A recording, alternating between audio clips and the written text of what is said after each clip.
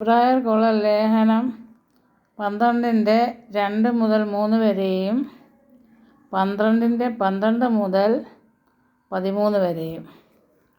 നമ്മുടെ വിശ്വാസത്തിൻ്റെ നാഥനും അതിനെ പൂർണ്ണതയിലെത്തിക്കുന്നതിനുമായ യേശുവിനെ മുന്നിൽ കണ്ടു വേണം നാം ഓടാൻ.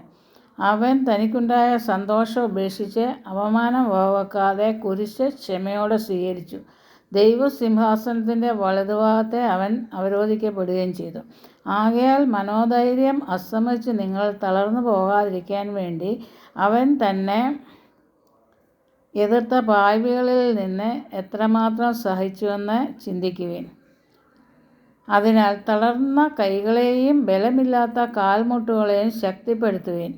മുടന്തുള്ള പാദങ്ങൾ സന്ധിവിട്ട് ഇടറിപ്പോകാതെ സുഖപ്പെടാൻ തക്കവിധം അവയ്ക്ക് നേർവഴി ഒരുക്കുവിൻ.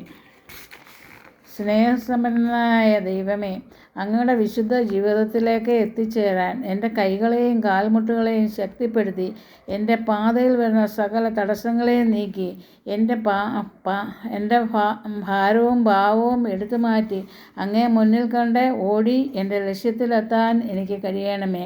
കർത്താവേ, തനിക്കുണ്ടായ അപമാനം വകവെക്കാതെ കുരിശ് ക്ഷമയോടെ സഹിച്ചതുപോലെ വിശ്വാസ ജീവിതത്തിൽ പ്രതിസന്ധികൾ വരുമ്പോൾ തളർന്നു പോകാതെ പ്രതിസന്ധികളെ തരണം ചെയ്ത് മുന്നേറാൻ എൻ്റെ കൈകൾക്കും കാലുകൾക്കും ശക്തി പകർന്ന് യേശുവിൽ എത്തിച്ചേരാൻ അനുഗ്രഹിക്കണമേ.